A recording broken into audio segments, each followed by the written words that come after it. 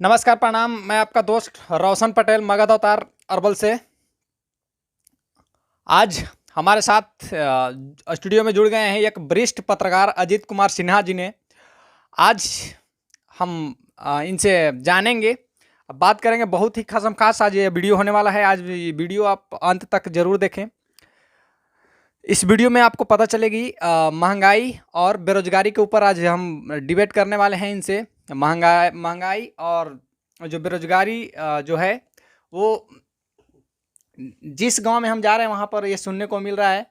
तो आज अजीत कुमार सिन्हा जी से आज इसका क्लियर कट में बात करेंगे कि आखिर महंगाई है तो इसको कैसे रोकथाम किया जाएगा और किया जा सकता है, और बेरोजगारी है तो उसको कैसे दूर भगाया जा सकता है। इस पर आज हम डिबेट में बात करेंगे। तो आप लगातार इस वीडियो में बने रहें। ये वीडियो लाइव के माध्यम से आप मेरे फेसबुक पेज पे देख रहे हैं। मगध अवतार चैनल पर भी ये वीडियो चल रहा है, और मेरा एक यूट्यूब चैनल है रोशन पटेल अरबल के नाम से, उस पर भी ये वीडियो चल रहा है। तो आप सब लोग कमेंट के माध्यम से बताएंगे कि आखिर ये जो हम लोग का डिस्कस हुआ, आखिरकार ये सही है। इससे सरकार को क्या मतलब सूझ लेना चाहिए, कैसे काम करना चाहिए। तो चलिए देर न करते हुए हम अजीत कुमार सिन्हा जी को माइक थमाते हैं और उनसे थोड़ा सा इसके बारे में जानकारी लेते हैं। तो सबसे पहले अजीत कुमार सिन्हा जी, ये हम जानेंगे कि जहाँ भी जा रहे हैं हम, जिस गांव में जा रहे हैं, जहाँ पर भी न्यूज़ कवर करने जा रहे हैं, तो वहाँ पर यही सुनने को आ रहा है कि बहुत ज़्यादा बेरोजगार लड़कन है जो कि घूम रहा है, और महंगाई इतना ज़्यादा हो गया है कि एक फॉर्म भरने के लिए भी गरीब का बच्चा जो है उसको कर्जा कहीं से महाजन सूद पर पैसा, या यहाँ तक कि उसका एक आध दो चार कट्ठा खेत है उसको गिरवी रखना पड़ रहा है, गहना गुड़िया गिरवी रखना पड़ रहा है फॉर्म फिलअप करने के लिए। तो आगे फिर उसका एग्ज़ाम देने के लिए, जाने के लिए कितना पैसा खर्चा होता है, कैसे जाता है लोग, वो सारी चीज़ें हम थोड़ा सा आपसे जानना चाहेंगे। तो इस पर आप क्या कहना चाहेंगे, बताइए। नमस्कार दोस्तों, मैं जी सिन्हा बोल रहा हूँ। बेरोजगारी का जहाँ तक बात है, सरकार ने बेरोजगारों के लिए बहुत सी सहायता उत्पन्न कराई है। जैसे कि बेरोजगारी भत्ता देती है, तो बेरोजगारी भत्ता से वो वैकेंसी भर सकते हैं या कुछ अपना भरण पोषण भी कर सकते हैं। वो लगभग हर महीने मिलती है बेरोजगारी भत्ता। एक मिनट, बेरोजगारी भत्ता किस स्टूडेंट को मिलता है, ये जरा हमको क्लियर करेंगे। बेरोजगारी भत्ता ऐसे कह देने से नहीं चलेगा। बेरोजगारी भत्ता मिलता है, हमको ये क्लियर कीजिए, हमारे जनता को ये क्लियर आप कीजिए कि बेरोजगारी भत्ता वो कैसे प्राप्त करे जो अभी तक बेरोजगारी भत्ता प्राप्त नहीं किया है।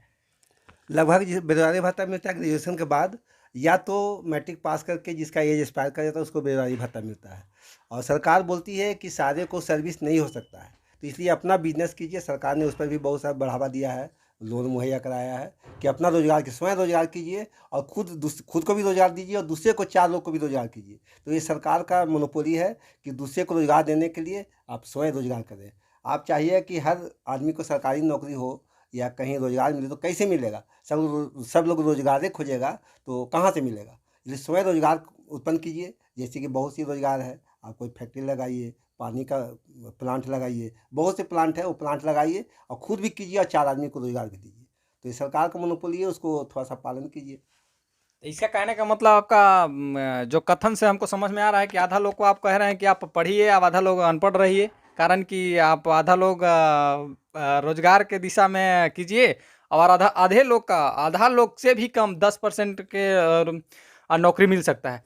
तो कौन 10% है जो पढ़ेगा, कौन 10% 90% है जो रोजगार करने के लिए? इसमें आप क्या मतलब, इसमें कैसे कैटेगरी, क्या मतलब चूज किए हैं कि हम आपको नौकरी नहीं देंगे और आप रोजगार कीजिए, और किसको हम नौकरी में रखेंगे? हमारे पास सीमित है, हमारे पास 10% को देने की क्षमता है। तो क्या इस पे डिफेंस कीजिए हम? नहीं नहीं, ऐसा नहीं है कि कुछ ही लोग को नौकरी देंगे। नौकरी देने के लिए सभी के लिए रास्ता खुला हुआ है, कोई भी नौकरी ले सकता है। लेकिन नौकरी के फेरे मत रहिए, आप खुद अपना स्वयं रोजगार कीजिए। नौकर क्यों बनना चाहते हैं? आप कहीं भी नौकरी करते हैं तो नौकर हैं। आप अपना मालिक बनिए, खुद का मालिक बनिए, और किसी और चार स्टाफ को रखिए सहयोगी में, ना कि आप नौकर। यहाँ लोग को मोनोपोली है, लोग को दिमाग में बैठा हुआ है कि हम नौकरी करें। नौकरी करने का मतलब होता है नौकर बनना। कहीं भी आप नौकरी कर रहे हैं तो नौकर है। तो नौकर क्यों बनना चाहते हैं? आप मालिक बनिए। मालिक बनने के लिए अवसर दे रहा है, गवर्नमेंट अवसर दे रहा है, लोन दे रहा है, बैंक खुला हुआ है, कहीं से लोन ले सकते हैं, कुछ भी रोजगार कर सकते हैं। तो रोजगार करके आप 4 आदमी को रोजगार भी दीजिए। हाँ, तो दोस्तों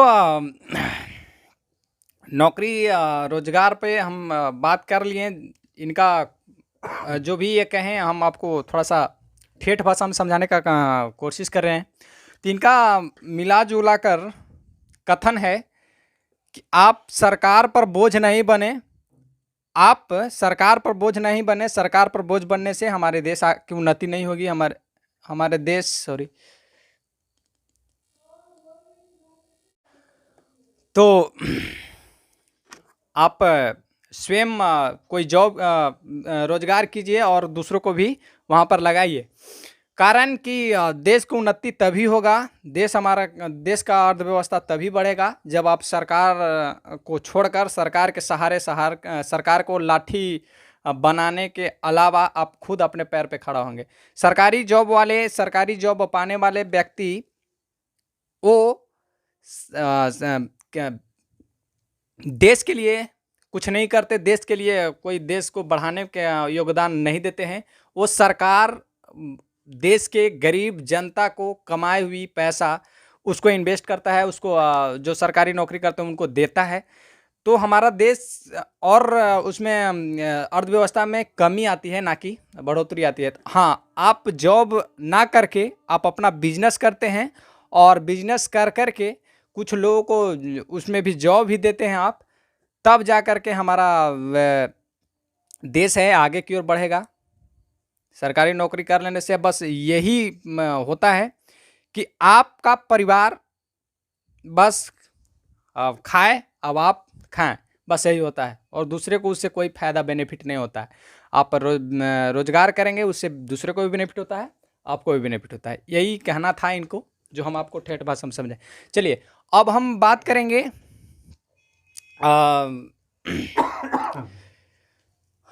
महंगाई के ऊपर।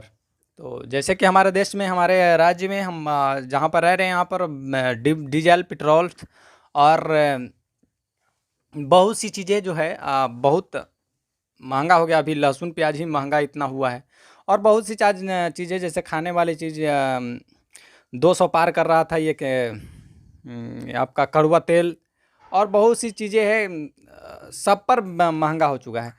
तो इस पे हम आज जानेंगे अजीत कुमार सिन्हा जी से कि इस पर आप क्या कहना चाहेंगे, आपका सरकारें क्या कह रही है इस पे, और सरकार आज तक मौन क्यों है, इसको डाउन क्यों नहीं कर रहा है इसको। ये तो देखिए, जो फसल पर महंगाई होती है तो उतार चढ़ाव होते रहता है। जिससे कम उत्पादन हुआ तो महंगा हो जाएगा, उत्पादन ज़्यादा होगा तो सस्ता हो जाएगा। लेकिन जहाँ तक पेट्रोल, डीजल और गैस की महंगाई की बात कर रहे हैं तो महंगाई घटने वाला नहीं है, क्योंकि ऐसा मुद्दा है कि भगवान भी इसको चाहेंगे तो महंगाई नहीं घटा सकते। ये दिन प्रतिदिन बढ़ते ही जाएगा। क्योंकि अगर महंगाई घटाना है, सबसे पहले जो सरकारी रोजगार करते हैं, जो सरकार के अंडर में है, उनका सैलरी घटाना पड़ेगा। और सैलरी अगर 1 रुपया भी घट जाएगा तो लोग हंगामा करने लगते हैं। तो सैलरी घटेगा नहीं तो महंगाई ऑटोमेटिक बढ़ेगा। इसके लिए आप भगवान को ही बुला लिए तो महंगाई नहीं घटाएगा। ये सरकार क्या कोई नहीं घटा सकता है। अच्छा, भारतीय जनता पार्टी सरकार केंद्र सरकार में आने से 2014 से पहले बोलती थी कि महंगाई इतना हो गया है, जो स्मृति ईरानी है जो माथा पर सिलेंडर लेकर के चलती थी कि सिलेंडर इतना महंगा हो गया, इतना महंगा हो गया है। और उनका सरकार आने के बाद भी महंगाई और बढ़ा है। तो इस तरह का नौटंकी, और उस समय गाना निकला था जो हमको याद है, जो आपको सुनाना चाहेंगे, आप लोग भूल जाते हैं बहुत जल्द। महंगाई डाइन खात जात है। तो ये सब क्या है? आप मतलब सरकार बनाने के लिए ये सब कहते हैं कि सच में आप महंगाई कम करेंगे, और जब महंगाई कम करेंगे तभी तो आप ये सब बात बोलते हैं। जब ये सब बात बोलते हैं तो साफ साफ जनता को बोलिए कि हम बस आपको बुर्बक बनाते हैं, कोई महंगाई हम कम नहीं करेंगे, बस आपको बेवकूफ़ बना के आपका वोट हम ले लेते हैं, यही आप कहना चाह रहे हैं। और आप वोट भी देते हैं, उसके बाद जैसा महंगाई था और महंगाई बढ़ रहा है। जैसे आपका मुंह से निकल ही गया कि महंगाई कोई कम नहीं कर सकता, तो जब महंगाई कम नहीं कर सकता तो महंगाई पर वोट क्यों? आप महंगाई पर वोट क्यों मांगते हैं? हर जहां स्टेज पे जाते हैं, यहाँ मेरा सरकार जब से होगा तब से महंगाई इतना है, महंगाई कम होगा, गैस सिलेंडर इतना में देंगे, पेट्रोल डीजल ऐसे करवा देंगे, तो वो ऐसे करवा देंगे। ये सब क्या है, ये हम जानना चाह रहे हैं। केंद्र सरकार और जितना भी बीजेपी के नेता हैं, वो सब के सब ये बात बोलते हैं कि 14 से पहले बोलते थे, और अब यही बात कांग्रेस, आरजेडी, और ये जदयू सब बोल रहे हैं, बाकी विपक्षी बोल रहे हैं। तो विपक्षी गलत बोल रहे हैं कि आप भी जो बोलते थे पहले गलत बोलते थे क्या? इस पर क्या आप कहना चाहेंगे भाई? जो भी विपक्ष में रहता है उसका एक मुद्दा रहता है, कैसे हम पक्ष में आए, कैसे मेरी सरकार आए, तो क्या मुद्दा उठाना चाहिए, किससे लोग भ्रमित होगा, पब्लिक जो जनता है वो किस बात से भ्रमित होगा। तो ये महंगाई का मुद्दा इसलिए उठाती है कि महंगाई से लोग भ्रमित हो जाता है और उनको सोचता है कि महंगाई घटा देंगे, लेकिन महंगाई कोई नहीं घटा सकता है। महंगाई दिन प्रतिदिन बढ़ते जाएगा। महंगाई घटाने का है उपाय, सरकार सब चीज़ पर सब्सिडी दे दे, किसी भी चीज़ पर सब्सिडी देगा, महंगाई घट जाएगा। लेकिन वो महंगाई घटेगा लेकिन बोझ बढ़ जाएगा देश पर। जैसे कि कांग्रेस ने सब्सिडी दिया था गैस पर, आज सब्सिडी 1 रुपया भी नहीं है। लेकिन इसके पहले जब कांग्रेस की सरकार थी तो उस पर 500 रुपया सब्सिडी था, जो कि 500 रुपया वो सरकार देती थी और 400 रुपया जनता देती थी। 900 रुपया उस समय भी रेट था।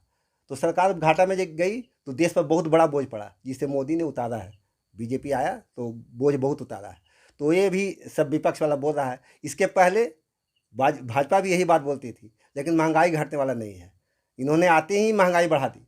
इन्होंने आया, जब जैसे ही आया महंगाई बढ़ गया। ये भी चाहते तो गैस पर सब्सिडी दे के इसको घटा सकते थे, इन्होंने महंगाई बढ़ा दी। ये नहीं समझे कि हम 14 में आएंगे कि नहीं आएंगे दोबारा, ये नहीं सोचे।